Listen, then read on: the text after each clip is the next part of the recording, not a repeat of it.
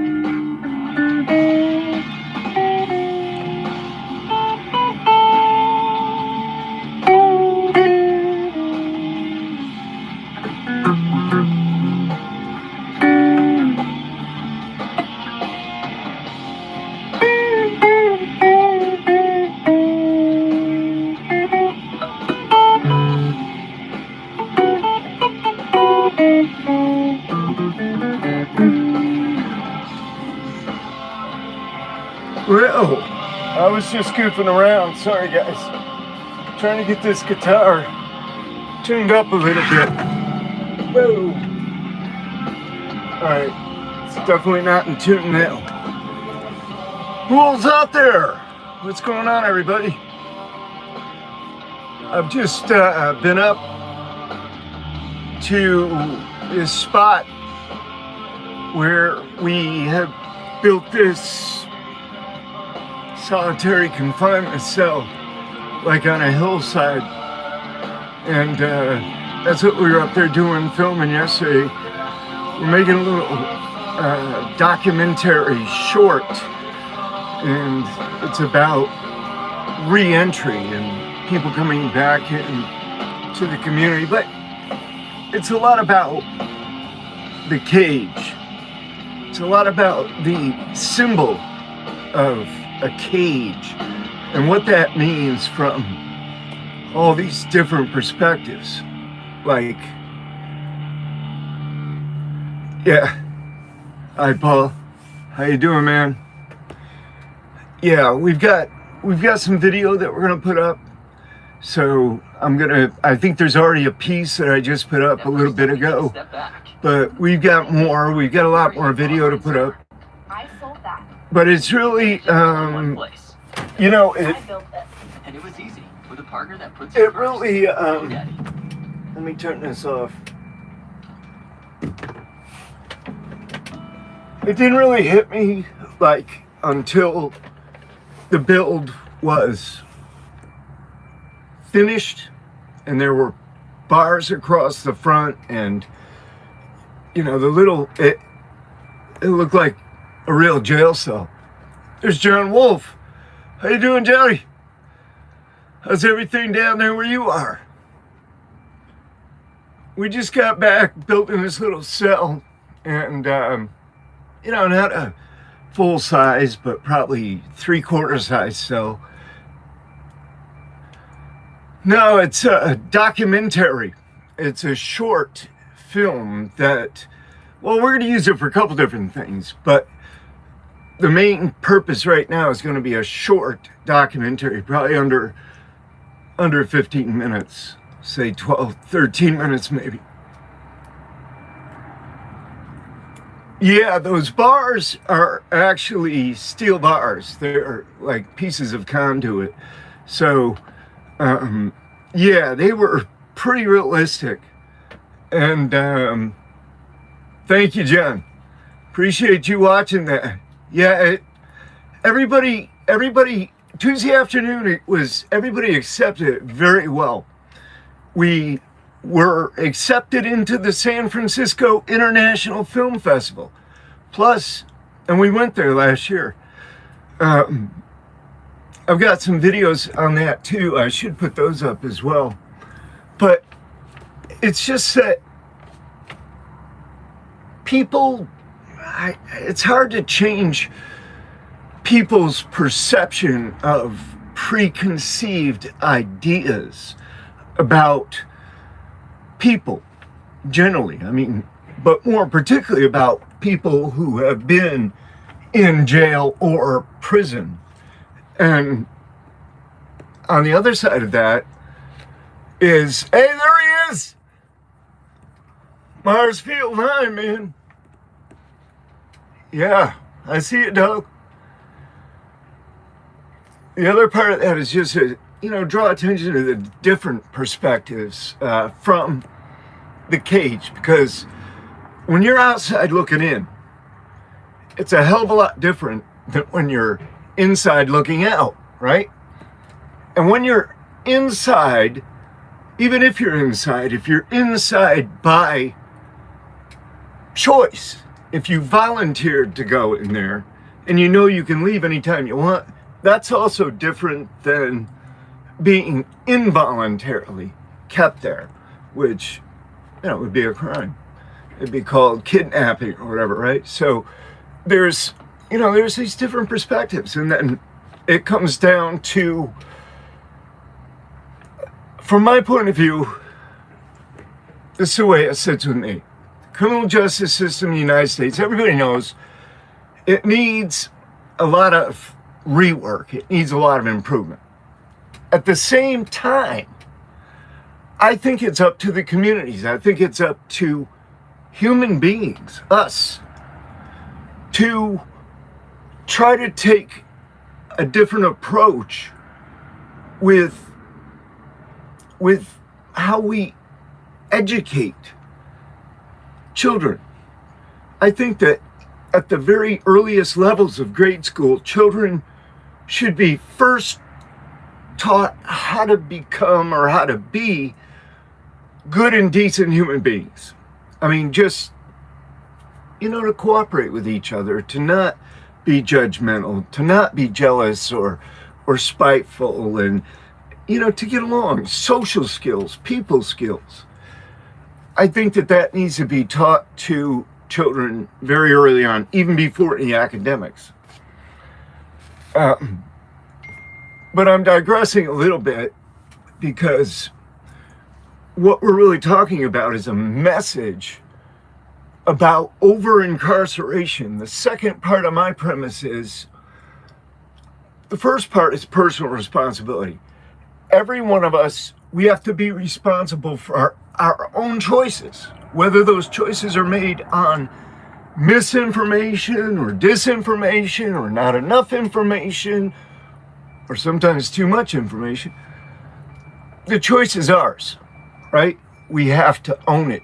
We have to own our own behavior, whether it's mental, emotional. We have to own what we think about.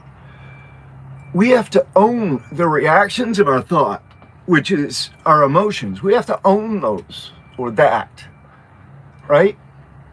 So if we're going to own it, then we also have the control to choose what we're going to think, what we're going to feel, and how we're going to act. That's just ABC type stuff, right? So personal responsibility. If families want to try to do something to help keep people out, yeah, I agree 100%. 100%, man. You hit it right. You hit the nail on the head. The court system, the judges, they don't care what color you are. There's only a very slender, narrow margin of people that are basically politically connected or moneyed up the ass that are going to get special treatment, right? Very small percentage. 95, 90%, 6% is just going to be processed like like goats or sheep or whatever, oranges. You're a commodity. You're just like a can of tuna on a store shelf.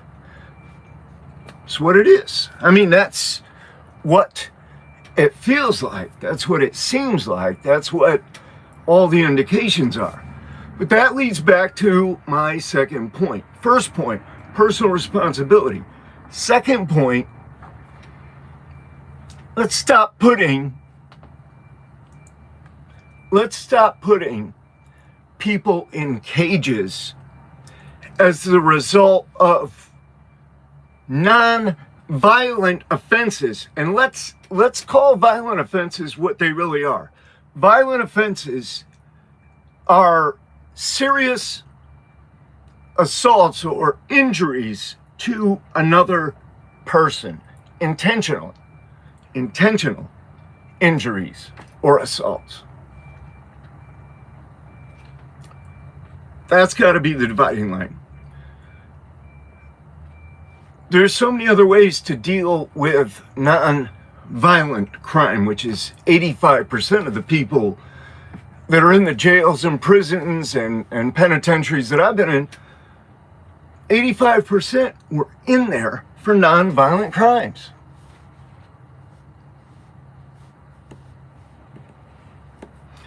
Yeah, I don't know if failing a UA is even a crime. I guess it is in some spaces, but it's, yeah. I mean, there's a level of violent crime, there's a level of non-violent crime, and it's not hard to figure all that out. It's not hard to see that we just need to separate those two, but all of that is whenever. It's in the distant future. No, I understand, Johnny. But all of that stuff is in the distant future. They'll get to that. They'll slowly amend the system. It's antiquated. It's well outdated. It doesn't serve any real purpose other than to further harm communities. And, like I say, the world is becoming more and more violent. Or it seems like it anyway. Maybe it's not, but it seems like it. Maybe just because of the media coverage and so forth.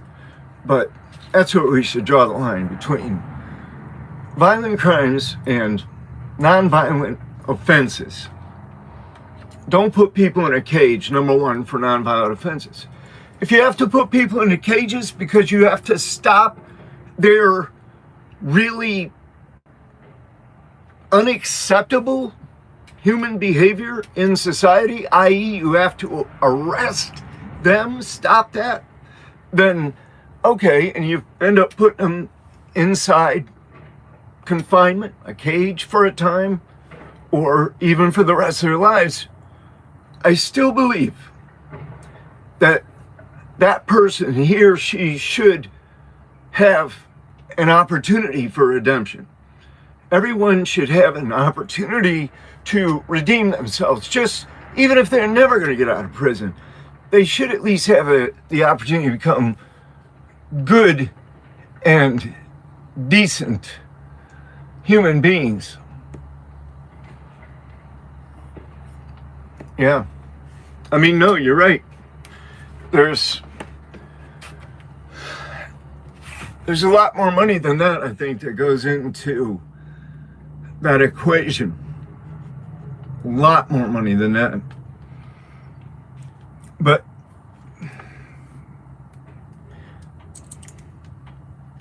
yeah, I'm sure.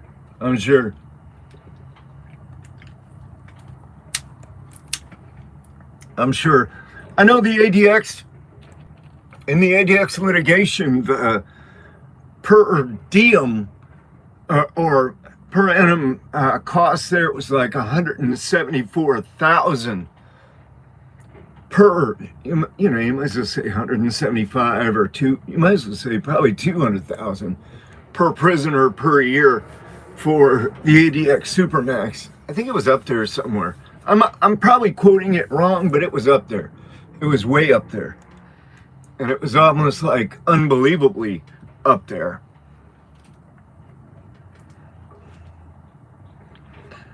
But yeah, it's a lot of money spent on keeping somebody in a cage. And think about not just the detrimental effect.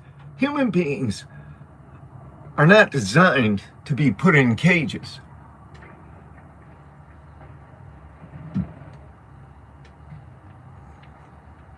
Yeah. Well, there's a lot of social issues that are involved. Obviously, you know, if you're born into a certain race in a certain part of a city or an area, and everything around you is economically depressed, and everything has been touched by some kind of lineage of tragedy or despair or just getting beaten down, and you know, there's an influence that's circulating in that area, in that neighborhood, in that family, in that all around that person. So yeah, you're gonna get swept up in that, definitely. But we have to identify the points, the specific points where intelligently, where there can be an intelligent intervention. And the best way to do that, in my view, is through the public school system. You have to get to the kids. We have to look at this problem not next year, the year after, or even 10 years from now. We have to look at what's going to happen 100, 150 years down the road. That's about how long it's going to take to get those kind of changes in place, in my view. I mean, that's generally the way I see things working. Could I be wrong about that? Yeah.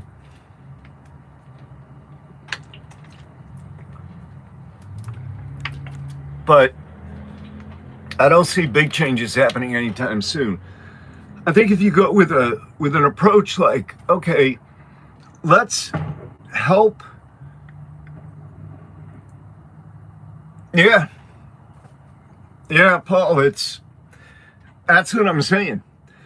The public school systems, they need to be overhauled, particularly in the cities, but everywhere really. But I mean, it's not just cities. I mean, we see a lot of stuff coming from all corners of society, right? But yeah, particularly in the inner cities, needs to be reformed. The school system needs to be reformed, and you know, because it needs to take the place of a structured family. A structured family, I don't mean just mom and dad and 2.4 kids. I'm just talking about stability within whatever the family structure consists of. And that stability consisting of something that's constant.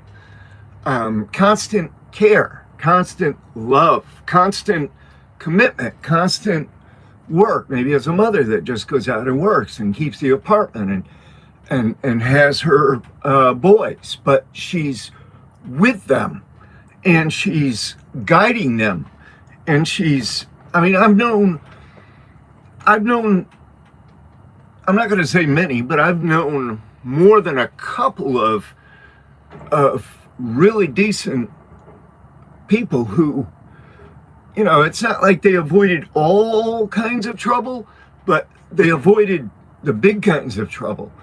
They were, and it was usually because they had a very strong mom or aunt or, you know, somebody that nurtured them and kind of helped to keep them on the path out of there. But otherwise, yeah, it's so, you know, but those are huge problems. Those those are eons in the making, and they're not going to be solved overnight, and they're not going to be solved anytime soon. So, I mean, if you've taken the approach of hitting it from all angles, I think in the end, you come up with less people being placed in cages. And I think that's the goal. I think my goal is to work toward having less people in cages, less human beings in cages. It's got to be more about doing something to help rather than to hurt. And I don't think that administrators or lawmakers always understand whether or not something they do or that's already been done. I don't think they really understand the kind of harms that it causes society to lock up, to put people in cages who really don't need to be there. I mean, think about it. Just posit it like this. If a person did not, what's that, Johnny? Oh yeah, jaywalking and just taking them off the sidewalks, locking them up. Yeah, I mean, there's a war against the homeless. But that's a totally different subject. I mean, but it's not totally different, because a lot of the homeless people that I know, they have spent some time in jails and maybe a few of them in prison and so forth. But it's marginalized peoples for whatever reason. Okay, things happened in my life that I didn't or couldn't take control of. They took control of me, and now I've just given myself completely to this life, if you want to call it that. I live on the streets. I'm a homeless person, but I don't really mind. As long as I can get my dope, as long as I can get my little change of consciousness on.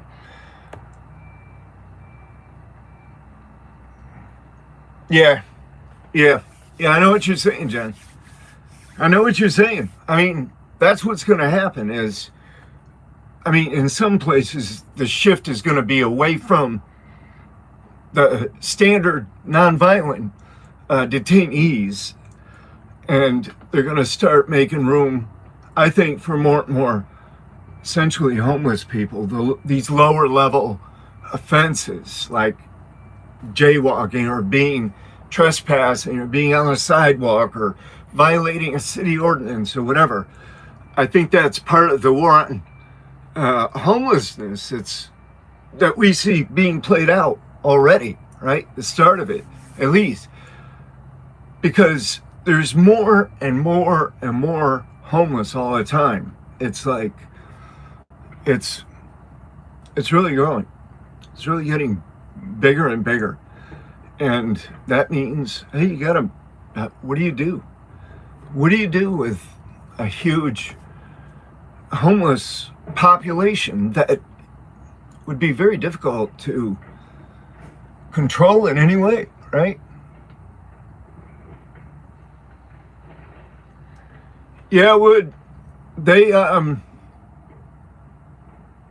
well, I mean, there would, we were talking earlier about difference between violent crimes and nonviolent crimes. Right there, you'd have a typical violent crime. And, you know, the different jurisdictions that I've been in, both state and federal, there's certain areas of prosecution where and you know, you guys are bringing up good issues, because you were talking about the chomos, and that's yet another a separate issue, but that's also part of the same issue, right? It's also part of this same thing. It's one of those little branches off of the main equation. But yeah, it's related. But in different jurisdictions, they treated those people a little bit differently from jurisdiction. Meaning, in some jurisdictions, they'd nail them. They'd nail their ass to the wall. Yeah. And like Paul says, and in others, they would just be like given some kind of special, that's what it looks like. It looks like they kind of, slide by kind of easily. But the other end of that is, this is where it gets into the deeper root or the causes of it. And that's what a lot of people don't really understand, is what's going on in that person's psyche when, what kind of dynamics are at work in the depths of their mind. And is there a way to correct that? Because a lot of today's perpetrators were yesterday's victims. They were people who themselves were abused. Just a fact. Just a standard fact. And I think there's a lot more of it that goes on than is ever reported. Think about it. What would you guesstimate that the percentage of actual occurrences of child molestation or child abuse, how many instances would actually be reported? What percentage? 15? 30? 1 out of every 3? Yeah. So the numbers they've got to be pretty huge. I think it happens a lot more than anyone wants to talk about or knows how to talk about. So, but I think that I like to get down to the root of things if possible. I like to look at, how did this come about? Not just, okay, what happened? No, that's the effect. What was the cause? What caused this effect? But yeah, we're just building a cage. We're just building a cage. Yeah. They have so many. Now look, they have like that John Walsh law. Yeah. Yeah, here's what happens, man. This is a sad fact. I want you guys to understand one thing. This is a sad fact of human life. But any person who is given authority over other people is going to abuse that authority at some point in time in some way. There's no question. In some way, at some point in time, they will abuse that authority. And what we see in all these cases is we see this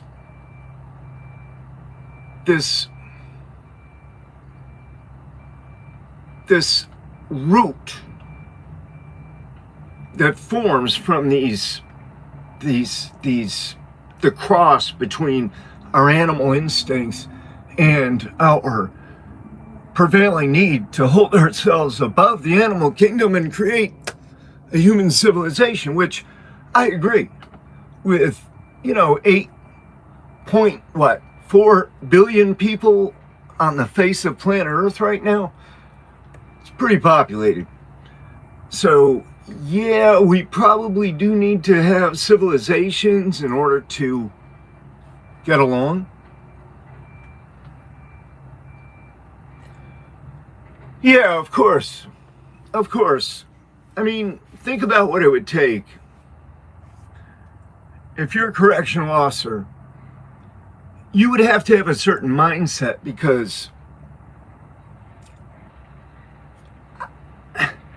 I've thought about this before.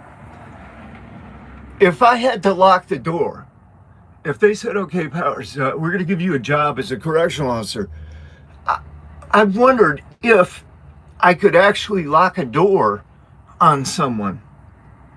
I mean, I just think it'd be hard for some people to click that lock.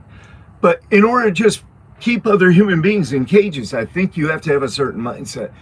And I think that they train them during the course of their training and continuing training throughout the course of their careers. I think they just come to see inmates as being less than human. And, you know, that's been kind of their shtick for a while. It's a control thing.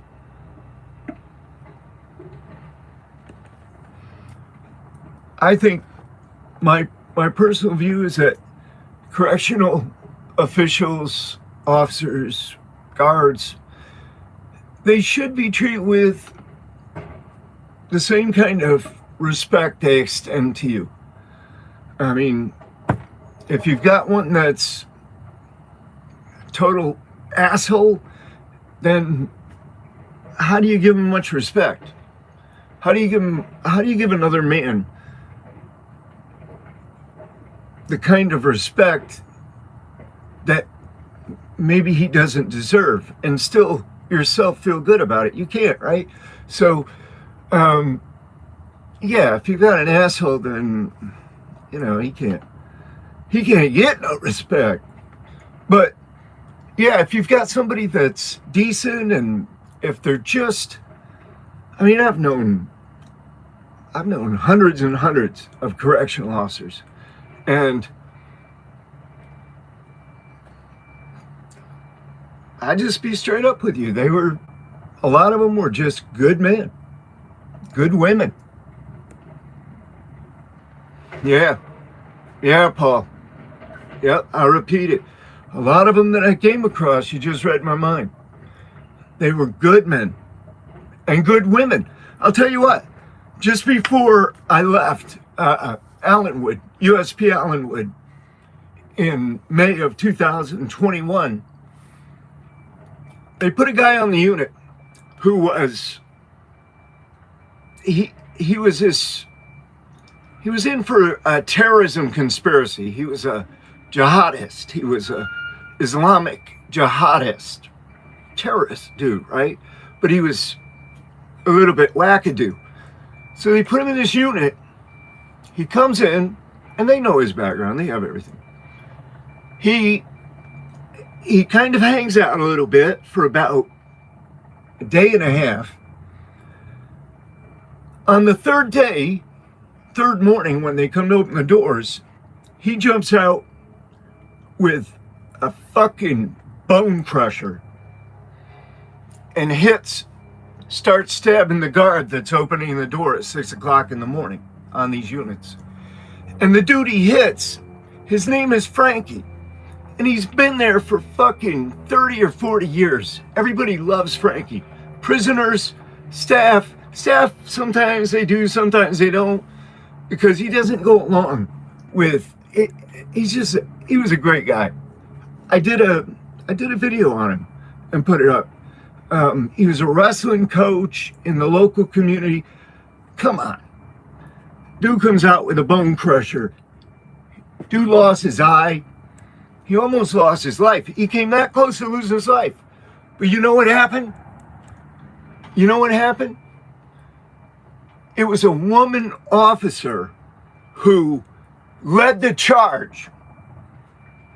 Frankie would have been dead if CO, I think her name is, what was her name?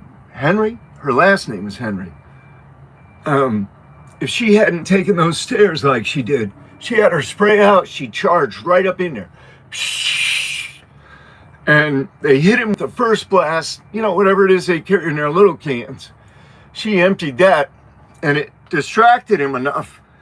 He didn't drop his knife, but he went down around the back stairwell, came down the stairs. I guess he couldn't see too good, was using the rail. And he came over and he stood by the computer tables, and that's when, the rest of the response team ran into the unit, and they just hit him with this orange phantom, this mist just out of these big cans. And they just, because he still had the bone crusher. The minute they hit him with that stuff, from all sides they hit him, boom, he just went straight down. It just takes the oxygen right out of your lungs. Bang, you just hit the floor. You're out. You're done. You're finished. So, but the premise that I'm talking about is, yeah, you've got good people, but you have a culture that allows bad people to flourish.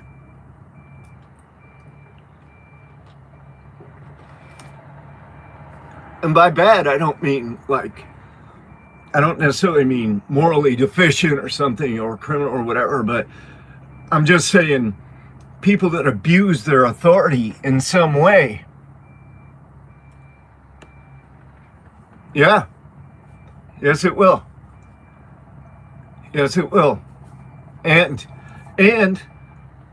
that phantom, or that, look, I've been blasted so many times with CS gas. I mean, I'm going to tell you all about it. It's in the Chronicles of Captivity. But, yeah, I mean, and the stuff they were hitting me with, I don't know, it was it.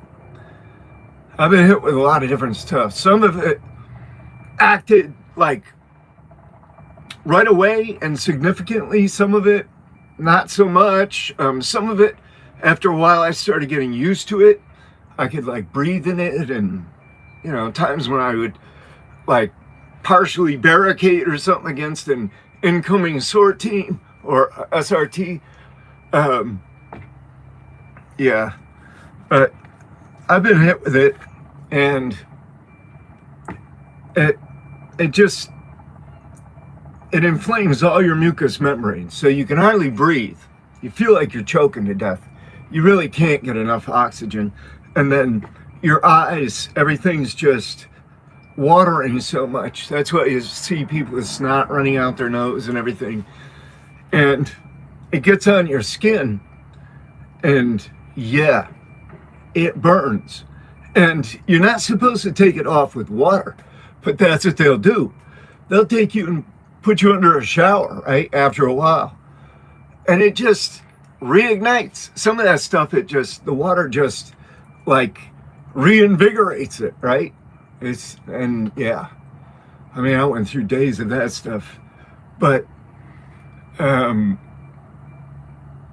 I'm saying is, yeah, there's good people everywhere. There's good people everywhere. There's good people everywhere. You are good people. You are good people. You're good people. And there's good people everywhere. I mean, everywhere I look, there's a lot of people that you might look at and think, okay, this guy's this, or he's that, or he's the other thing. How much do we really know, though? I mean, we kind of know a tree by the fruit it bears, right? So if an officer is treating me with respect, giving me what I have coming, now, if I expect that officer to do, if I'm going to harass that officer and try to press that officer into doing more than, what he's willing to do, or what his job description requires him or allows him to do, then, maybe there's going to be a little bit of pushback at some point. Maybe, because some guys, I mean, when you're in a cage, you're like in a cage. You guys know how it is. You're just in that cage. You're in a different mind zone. You're like, I don't know really how to describe it with words. When I try to think of words to describe it, I just get these images, this feeling. So I don't really know how to describe it. It's a totally different feeling. So yeah, I think the cage is overused. I think it's overused, and I don't think it's appropriately used at any point. So, and the cage is significant for other reasons as well. Think about the families of the victims. Think about the victims of crime. And think about a violent crime. Think about the victims of violent crime and their families and how they were affected. But also think about the person who did it and how it affected him or her and their families. Because there's a similar effect at both angles. So, and both of them are based on emotional and physical trauma, pain, injury, trauma, and death, violence. We ought to have at least one firmly established universal human truth that we're all human beings, every single individual is entitled to share this earth without using violence or having to use violence against another. In other words, we should have the right, the dictate, to exist peacefully among each other. Every human being should have the right to life. The right to life. It's written in the Constitution. It's accepted as a universal human right. But we got to bring that into play. We got to bring that into play on the levels where it needs to be brought into play, where guys just really don't understand yet what the actual consequences are, or how they can change their mental and emotional behaviors little by little, so that they can begin to change their decisions, their choices, so that they can make better choices, better information, better choices. So yeah, I mean, it's a process of helping to bring people around, and at the same time, I think cutting down on the misery, the pain, the misery, the trauma on all sides of the equation, on all sides of it.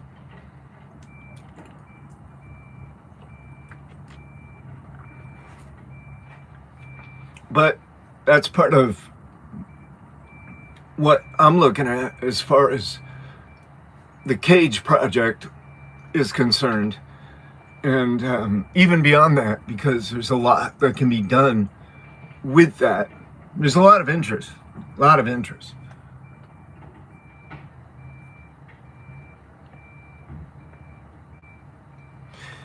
Yeah, the work ethic is, I mean, that should be inculcated into children, the work ethic. Hey, you gotta put your work in. Don't expect things to happen by magic. That's part of self-reliance too. It's a big part of self-esteem, really, within humans, to be self-reliant, to take responsibility for your own status, your own feelings about yourself, right? I mean, if I'm taking a whole bunch of handouts that I know are costing other people money out of their wallets, and they're going out working hard every day to supply that money, and then I'm just taking advantage of it and abusing it to, some significant degree, I can understand if it's, if it's necessary, if it's like a supplemental support, but not something, for a limited time, but not something that's just endless and has no specific purpose. I mean, really, other than just to, I guess, allow people to live like that. I mean, I don't have any objection to it, but if it's what the majority of society wants to do, if it's, whatever legislature decides to put that into law, they have more information about it than I do. But yeah, you bring up a good point. In any case, that's a good point. And, we don't know how things are going to turn out. I mean, I'm nobody. I'm just a dude that did almost 33 years in a federal pen and was recently released and wants to do something halfway decent with the rest of his life, and has a wide array of experience in this field. So that's where I'm coming from. But I like to look at everything. Get a good, full, clear, comprehensive picture, right? And then, come down to where that natural place, that natural thing, that decision, or whatever it is, that's, it's part of the process, right? Of just learning. Just learning. Understanding. Little different than learning. Understanding. Wisdom. Little different than understanding.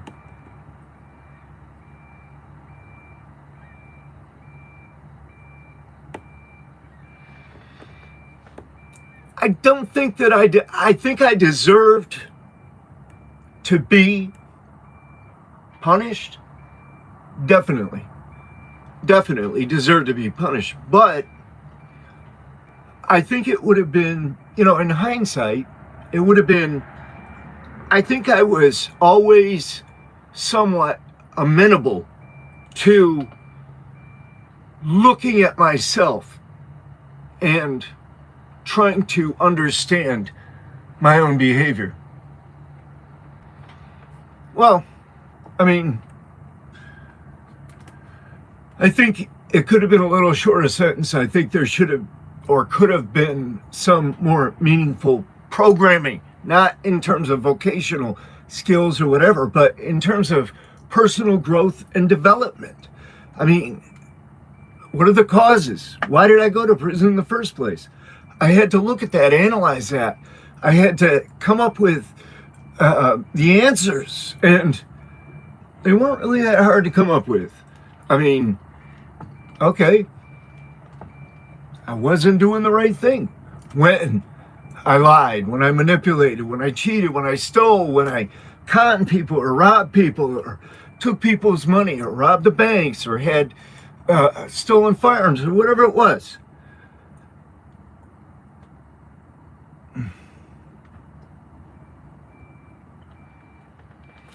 Yeah, I mean, that's what dude says in Shawshank Redemption, right? He says, it's a matter of time and pressure.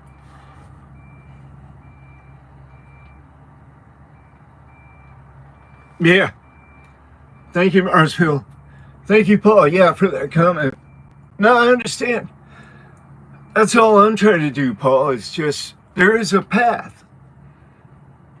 There is a path of personal growth and development where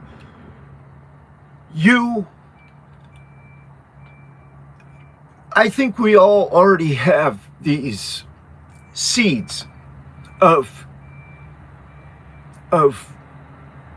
greatness, if you will, of betterness, of improvement, or more skills and qualities and capabilities. I think there's seeds within us that we don't even know about. Yeah, I hope so too, Paul. The only thing you can do is provide them a real good example right now. Don't let their attention be drawn to criminal stuff one way or the other. Get them on other tracks. Just maintain a little bit of supervision here and there. Just be vigilant. Make sure that you're just walking the path that you got to walk. Yeah. There's no reason why you can't do it. It's all about these decisions. We have to become aware of the fact that every microsecond of every conscious minute or second, we are making some kind of decisions, whether we realize it or not. So if we become more and more aware of the fact that we're making these decisions, at least the bigger ones, at least the ones that identify them as having a little bit, more bulk or vigor, in our brain, so to speak, we can start to employ the process of developing, of nurturing, of bringing out those skills and qualities of the human personality that we all have in us. They've all been noticed throughout history. It's not Jack Powers noticing. We have famous men and women all through history. We have all the cultures, all the religions, the big ones, the real ones. Yeah.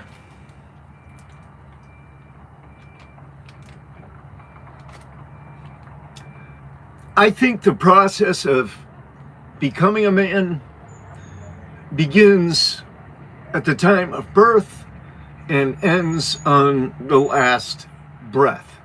So I think that, most men,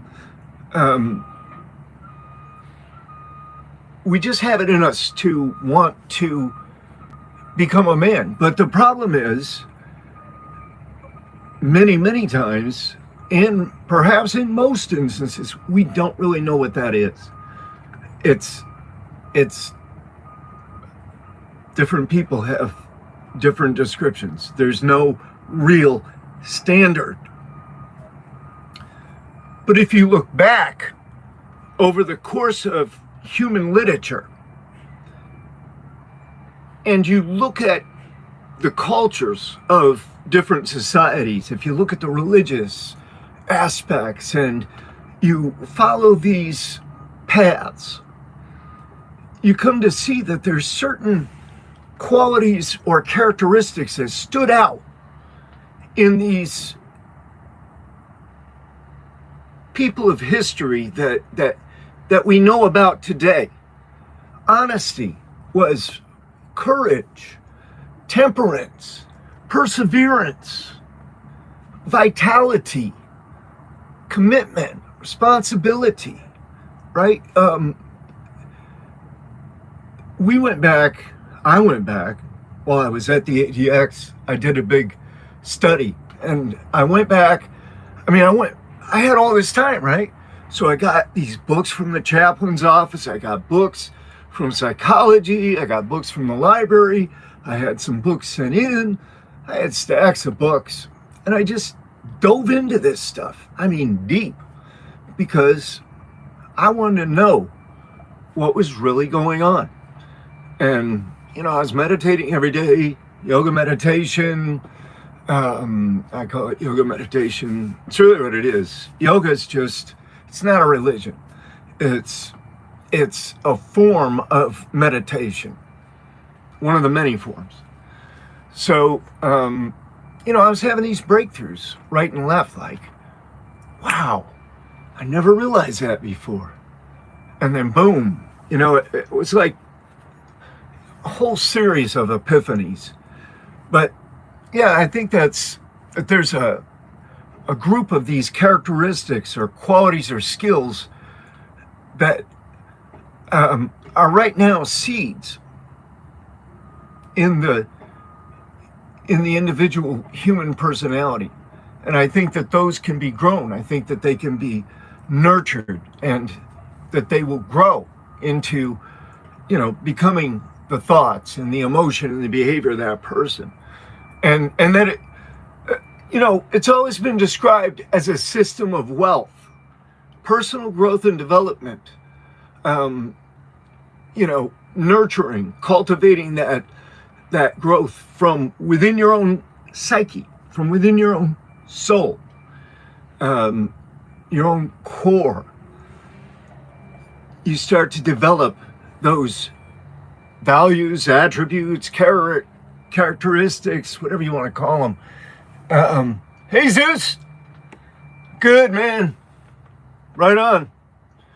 Yep. I don't know what took so long. I'll bet if you look at the postmark, it's at least 2 weeks old, Zeus.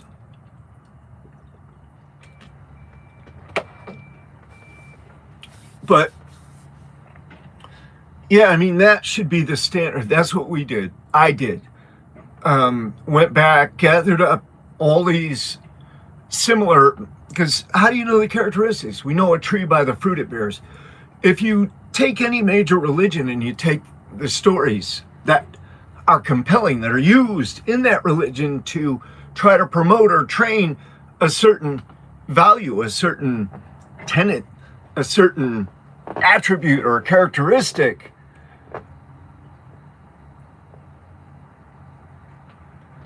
oh, wow. Thank you, guys. Thank you, country. Thank you, blood on the razor wire. I'm going to get with those guys. I'm going to get with Chad pretty soon and see what we can cook up. Maybe we can put a little something together. Maybe another, maybe maybe we do a split interview or something. And just take questions, and just he and I just kind of bounce it off each other, or just take some questions. I think that'd be a good format. I'd like to give it a roll, but we'll see. There's, like I said, a lot going on. Everybody's busy, right? Think that'd be good, Rich? Good to see you, Richard. Yeah, I think that'd be cool, just to field a bunch of questions, right? Having like a podcast, boom, just throwing something out there preliminarily, because, yeah.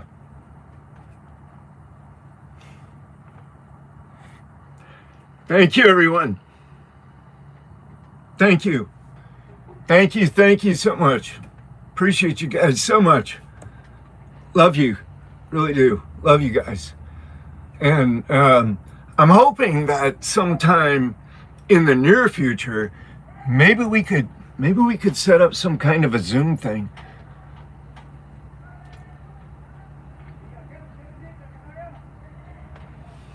Paul's great. I hope my friend William is doing all right. Has anybody heard about William Clark? I hope he's doing well, he and his family over there. Remember, keep them in your thoughts, because, there's no guarantees, right? There's no guarantees. I could have been killed at any moment. I could have died at any moment.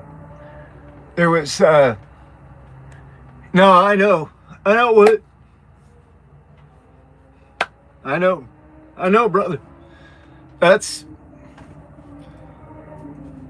what it's about. It's just about trying to do something. Yeah, he is. Yeah, he is. Yeah, he is. Good people. Good people. Yeah. Maybe he, no, Paul, I'll give it to you real quick. He was told that he had cancer, and, lung cancer, and, he's at I don't know what stage he was at. He didn't say all that, but, he go into a lot of details except to say, ask us if, we would keep him in our thoughts and prayers. And, of course, I mean, these are the really tough situations of life that everyone has to face in some way at some time. We all come to these points, what we think of as being tragedies or endings. And it's not that, really, but it's just our perspective that forms our thoughts and everything, right? And when you're in that situation, it's a lot different. If somebody comes to me and says, even somebody that I love dearly, and says, I have terminal cancer, or I have cancer, I'm not going to feel exactly the same way about theirs, than I would if I myself am told that I have terminal cancer, right?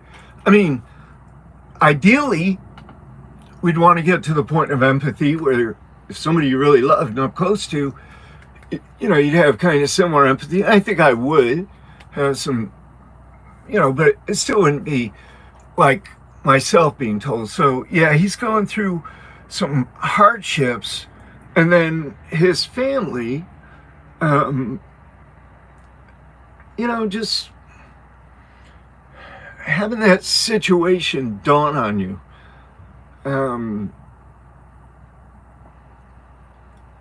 It's going to take some courage to get through it, but he has the courage. William, in my opinion, he has the courage, he has the strength, he has the ability to put the best face possible on a bad situation, make wise decisions, and just keep moving forward. Just try to stay in the rhythm, in the flow of life, because it's all part of life. Death is part of that cycle, part of it. It's undeniable. So we all have to just find it as being part of nature, part of this cycle.